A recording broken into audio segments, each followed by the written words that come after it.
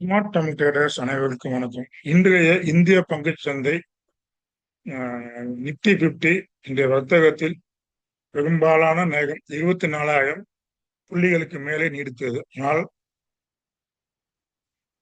வர்த்தகத்தின் கடைசி ஒரு மணி நேரத்தில் லேசான சரிவை சந்தித்து 24,000 புள்ளிகளுக்கு கீழே சென்று 23,962 புள்ளிகளில் சற்று பாசிட்டிவ்ல தான் முடிஞ்சிருக்கு. 0.34% லாபத்துடன் நிறைவடைந்தது. இந்த ஏற்ற இறக்கத்திற்கு பின்னால் பெரிய காரணங்கள் எதுவும் இல்லை அப்படித்தான் தோணுது. இது ஒரு சாதாரண சந்தை நகர்வாகவே பார்க்கப்படுகிறது. அதே நேரத்துல பேங்க் நிப்டி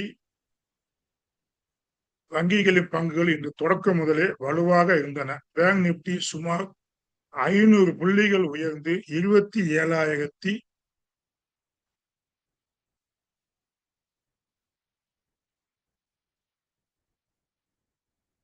27,252 புள்ளிகளில் 0.90% என்ற லாபத்துடன் நிறைவடைந்தன, ஏற்றத்துடன் முடிவடைந்தன. அதே நேரத்துல போர்ட்போலியோ எடுத்துக்கிட்டீங்க அப்படின்னா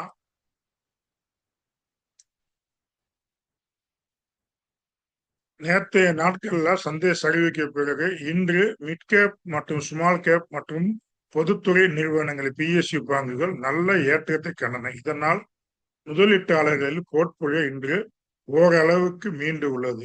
செக்டார் வைஸா எடுத்துக்கிட்டீங்க அப்படின்னா மெட்டல், எஃப்எம்ஜிசிஜி, பார்மா துறைகள் லாபத்தில் முடிந்தன. அதே நேரத்தில் டிசிஎஸ் நிறுவனத்தின் காலாண்டு முடிவு வெளியாகி இருந்ததால் ஐடி துறை பங்குகள் மற்றும் ஆட்டோமொபைல் துறை பங்குகள் வர்த்தகத்தில் இறுதியில் சரிவை கண்டன. உலகளாவிய சந்தையின் போக்கு ஆசிய பசிபிக் சந்தைகளான ஜப்பான் மற்றும் சீனான் போன்ற சந்தைகள் இன்று 1 முதல் 2% வரை பாசிட்டிவ்ல முடிவடைந்தன. ஹாங்காங் மற்றும் தைவான் சந்தைகள் சற்று சரிவை சந்தித்தன. இப்ப இந்த உலக மார்க்கெட்லாம் பார்க்கும்போது இந்த வேர்ல்டு நிப்டியை பார்க்க வேண்டிய சூழ்நிலையில இருக்கும்.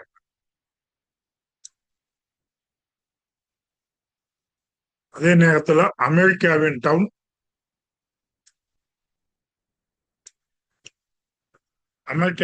டவுன் ஜோன்ஸ் ஃபீச்சர்ஸ் லேசான சரிவிலும் நாஸ்டாக் ஃபீச்சர்ஸ் 0.58% ஏற்றத்திலும் காணப்பட்டன. அமெரிக்கா ஈரான் புதிய போர் பதட்டம். ஓகேங்களா? அமெரிக்க அதிபர் டொனால்டு ட்ரம்ப் விடுத்த எச்சரிக்கையை தொடர்ந்து தற்போதைய ஜியோபொலிட்டிக்கல் சூழலில், புவிசார் அரசியல் சூழலில் ஏற்பட்டுள்ள முக்கிய மாற்றங்கள் என்ன அப்படின்னா, அமெரிக்காவின் ஸ்டேட் ஆஃப் காமர்ஸ் கடல் வழி போக்குவரத்தை திறந்தே வைத்திருக்கும் நோக்கில் அமெரிக்க இராணுவம் ஈரான் ஆதரவு அமைப்புகளின் மீது புதிய வான்வழி தாக்குதல்களை நடத்தியுள்ளது. மேலும் போர் நிறுத்த ஒப்பந்தம் கேஷ்பை அக்ரிமெண்ட் முடிவுக்கு வந்துவிட்டதாக டொனால்டு ட்ரம்ப் அதிகாரப்பூர்வமாக அறிவித்து உள்ளார். ஈரானின் பதில் தாக்குதல். இதற்கு பதிலடியாக குவைத், கத்தார், பக்ரைன் போன்ற மத்திய கிழக்கு நாடுகளில் உள்ள அமெரிக்க இராணுவ தளங்களை குறிவைத்தது. ஈரான் தனது தற்கொலை சூசைட் ட்ரோன்ஸ் மூலம் தாக்குதல் நடத்தியுள்ளது. குறிப்பாக அமெரிக்காவின் பேட்ரியாட் ஏவுகணை பாதுகாப்பு அமைப்பு US patriot missile system Iran குறிவைத்து தாக்கியுள்ளது. ஈரானின் எச்சரிக்கை. ஈரான் தரப்பில் இருந்து மத்திய கிழக்கு நாடுகளில் எங்களை எதிரிகள் அல்ல, அங்குள்ள அமெரிக்க இராணுவ தளங்களே எங்களின் முக்கிய பிரச்சனை என்று தெரிவிக்கப்பட்டுள்ளது. அண்டை நாடுகள் தங்கள் நாடுகளில் உள்ள அமெரிக்க இராணுவ தளங்களை அகற்ற வேண்டும் என மறைமுகமாக எச்சரிக்கையாக இது பார்க்கப்படுகிறது. இதுக்கு ஒரேடியாக எவனா போட்டு தள்ளுங்கடா அப்படின்ட்டு என்ன அமெரிக்கா பேச்சுவார்த்தைக்கு பண்ணணும் பார்த்துச்சு. இவன் ஈரானும் ஒத்து வர மாட்டேங்கிறான். ரெண்டும் ஏட்டி பிடிக்கா போய்கிட்டே இருக்காங்க. இது என்னமோ ஒரு உருடாயில் வேலை டாலர் இது எல்லாத்தையுமே பார்க்கும்போது ஏதோ ஒரு இதான் ஏற்றி வைக்கிற மாதிரி தெரியுது. ஈரானுடனான போர் நிறுத்தம் முற்றிலும் முடிந்து விட்டதாக டொனால்டு ட்ரம்ப் ஆவேசமாக அறிவித்துள்ளார். இது என்னால ஒன்றும் புரியல.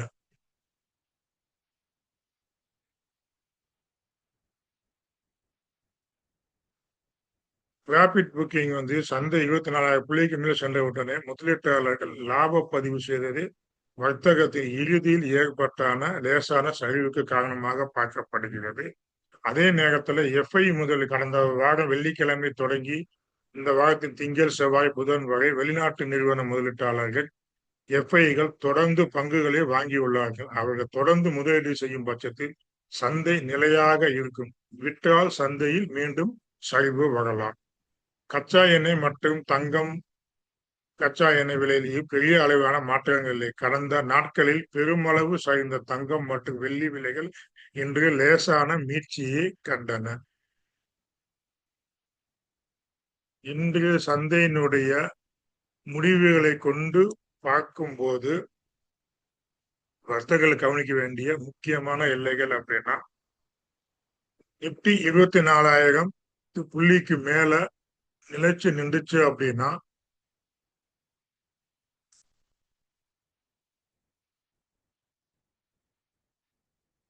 டிசிஎஸ் ரிப்போர்ட்டை பத்தி பார்ப்போம். 24,000 புள்ளிகளுக்கு மேல் நாளைக்கு நிலைச்சு நின்றுச்சு அப்படின்னா 24,070 புள்ளிகள் வரை உயரக்கூடும். இங்கு சந்தைக்கு சிறிய ரெசிஸ்டன்ஸ் இருக்கு. இதையும் தாண்டும் பட்சத்தில் 24,160 என்ற இலக்கை நோக்கி மேலே செல்ல வாய்ப்புள்ளது. அதே நேரத்துல நிப்டி 23,930 புள்ளிகளை உடைத்து கீழே சென்றுச்சு அப்படின்னா 23,840 மற்றும் 23,780 புள்ளிகள் வரை சரிவை சந்திக்க நேரிடும். பேங்க் நிப்டி எடுத்துக்கிட்டீங்கன்னா சாதகமான போக்கு தான்.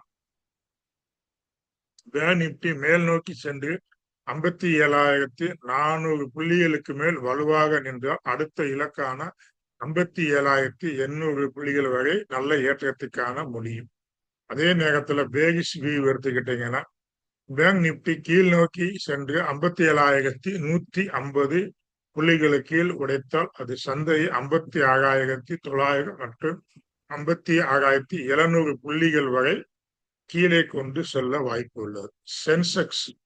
சென்செக்ஸை பொறுத்தவரை புதிய எக்ஸ்பிரி தொடங்குவதால் பிரீமியம் மதிப்புகள் குறைவாக இருக்கும். வர்த்தகர்கள் 77,200க்கு மேல் எல்லையை 77,000 அதை கீழே வந்து 77,000 சப்போர்ட், மேல 77,200 ஆகிய வரம்புகளை குறித்து வைத்துக் கொள்ளுங்க. சந்தை இந்த 2 எல்லைகளில் எந்த பக்கத்தை உடைத்து கொண்டு மேலே செல்கிறதோ அந்த திசையில் வர்த்தகம் செய்வது லாபத்திற்கான வாய்ப்பாக அமையும். மேலே 77,200, கீழே 77,000 இந்த ஜோனுக்குள்ளேயே நாளைக்கு ட்ரேடாக வாய்ப்பு இருக்கு. சப்போஸ் மேல பிரேக் பண்ணுச்சுன்னா மேல போகும். அதே நேரத்துல கோல்டு தங்கம் வந்து 4,100 புள்ளிகளுக்கு மேல் வர்த்தகமாகும் வரை அதன் சாதகமான போக்கு பூலிஷ் வியூவாவை தொடரும். வெள்ளி சில்வர் 58.55 புள்ளிகளுக்கு மேல் இருக்கும் வரை அதில் தொடர்ந்து சாதகமான போக்கையை எதிர்பார்க்கலாம். குருடாயில் கச்சா எண்ணெய் தற்போது சற்று மந்தமாக காணப்படுகிறது. இதில் ஷார்ட் பொசிஷனை விற்பனை செய்வதை தவிர்ப்பது நல்லது ட்ரேடர்ஸ்.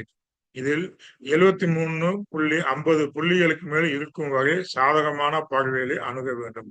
அதற்கு கீழே 73.50க்கு கீழே சென்றால் வர்த்தகத்தை தவிர்க்கலாம். சந்தை தற்போது 2 பக்கமும் ஸ்டாப் லாஸ் அடிக்கும் வகையில் மிகவும் தந்திரமாக செயல்படுவதால் வர்த்தகர்கள் அவசரப்படாமல் பொறுமையாக தங்களுக்குரிய சரியான லெவல்களை வரும்போது மட்டும் வர்த்தகத்தில் ஈடுபட வேண்டும் என்பது நமது கருத்து. அது கமாடிட்டிக்கு மட்டும் இல்ல, நிப்டி, பேங்க் நிப்டி, சென்செக்ஸ் எதுவா இருந்தாலும் 2 பக்கம் ஸ்டாப் லாஸ் அடிக்கலாம். கவனமா பார்த்து பண்ணுங்க. நல்லா பிளே பண்ணிக்கிட்டு இருக்காங்க. ஓகே, இப்ப டிசிஎஸ் உடைய இதை பார்ப்போம். சந்தை முடிந்த பிறகு டிசிஎஸ் நிறுவனம் தனது முடிவுகளை வெளியிட்டது. இதன் மூலம் முதல் காலாண்டு முடிவுகளை வெளியிட்ட முதல் முன்னணி இந்திய நிறுவனம் என்ற பெருமையை பெற்றுள்ளது. வருவாய், இன்கம் மற்றும் ரெவென்யூ எடுத்துக்கிட்டீங்க அப்படின்னா நிறுவனத்தின் மொத்த வருவாய் வந்து 72,075 கோடியாக உயர்ந்துள்ளது. நிறுவனத்தின் வரலாற்றிலே மிக அதிகபட்ச வருவாய், பெஸ்ட் எவர் இன்கம் ஆக பார்க்கப்படுகிறது. கடந்த ஆண்டு இதே காலாண்டு வருவாயுடன் ஒப்பிடும் போது 63,437 கோடி. இது 14% வருடாந்திர வளர்ச்சி, இயர் ஆன இயர்ல 14% growth ஆகும்.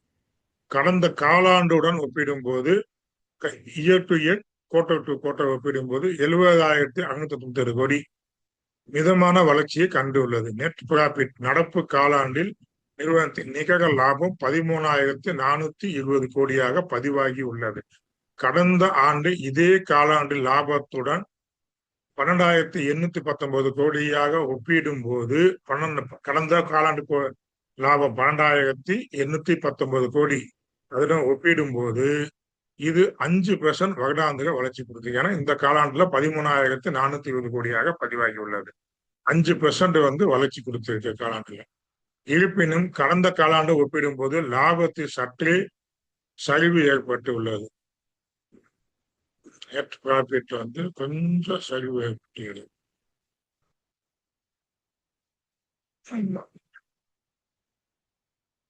ஆப்ரேட்டிங் ப்ராஃபிட் மார்ஜின் ஓபிஎம் சொல்லுவோம். பெரும்பாலும் இதை பார்க்கணும். எதிர்பார்த்தபடியே நிறுவனத்தின் லாப வரம்பு 1% குறைந்து 26% சுருங்கியுள்ளது. அதாவது கடந்த ஆண்டு 27% இருந்துச்சு ஆப்ரேட்டிங் மார்ஜினும் ஓபிஎம்.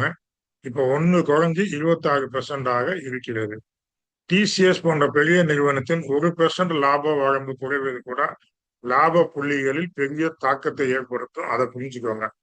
1% ஆப்ரேட்டிங் மார்ஜின் 1% தான் நினைக்காதீங்க. 1%மே மிகப்பெரிய தாக்கத்தை பங்கு சந்தையில ஏற்படுத்தும். அதை நீங்க ஞாபகம் வச்சுக்கோங்க. பங்கானது டிசிஎஸ் இன்டையம் டிவிடெண்ட் பங்குதாரர்களுக்கு 12 ரூபாய் இன்டையம் டிவிடெண்ட் அறிவித்துள்ளது. இதற்காக தேதி ரெக்கார்டு டேட்டு ஜூலை 15, 2026 என்று நிர்ணயிக்கப்பட்டது. நம்ம இந்த டிவிடெண்ட் பெற விரும்பினால் ஜூலை 14ஆம் தேதிக்கு அன்றோ அல்லது அதுக்கு முன்றோ டிசிஎஸ் பங்குகளை வாங்கி வைக்க வேண்டும். இது தேவையே இல்லை. கொஞ்சம் வெயிட் பண்ணி பார்த்துக்கிட்டு ஐடி செக்டார் ஃபுல்லாக திரும்பும் போது பார்த்துக்குவோம்.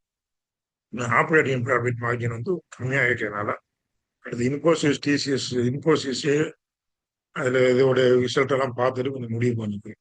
ஆனால் டிசிஎஸ் இன்னைக்கு ஒரு நல்ல ஒரு எஸ்டிமேட்டை கொடுத்துருக்கு.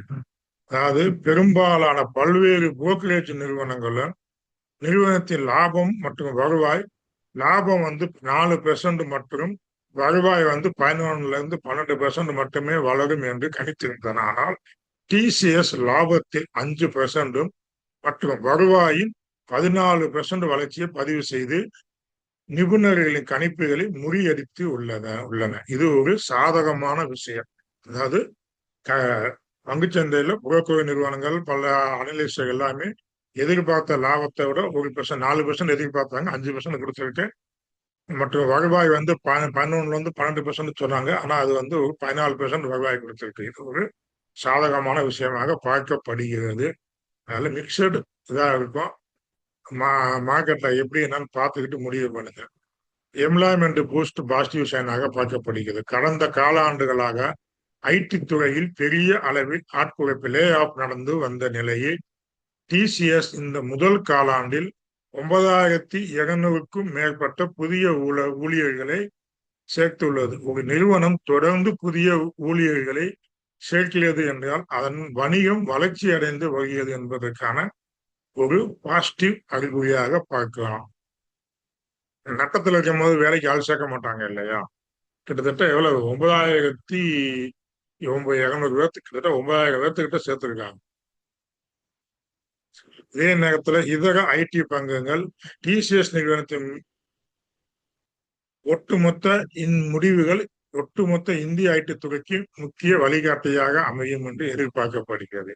டிசிஎஸ் முடிவுகளின் தாக்கம் அமெரிக்க சந்தையில் வர்த்தகமாகும் பிற இந்திய ஐடி நிறுவனங்களான இன்போசிஸ், விப்ரோ ஆகியவற்றின் பங்குகளில் எதிரொலிக்க தொடங்கியுள்ளன. விப்ரோவின் ஏடிஆர் பங்கு ஏற்கனவே அமெரிக்க சந்தையில் 0.55% உயர்ந்து உள்ளன.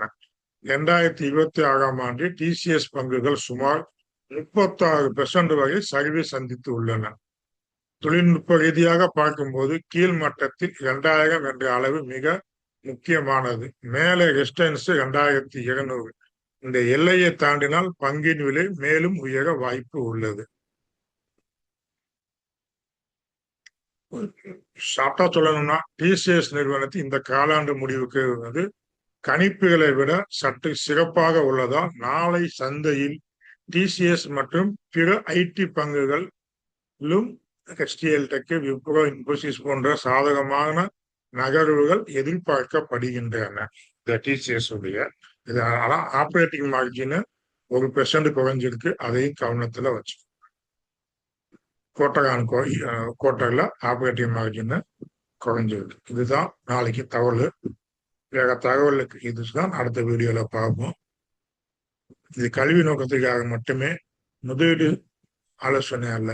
முதலீடு செய்யும் முன் உங்க சொந்த ஆய்வு அல்லது நிதி ஆலோசனைகளை அணுகி பார்த்து பண்ணுங்க. இந்த வீடியோ உபயோகமா இருந்தது அப்படின்னா லைக் பண்ணுங்க, ஷேர் பண்ணுங்க. வாழ்க வளமுடன்.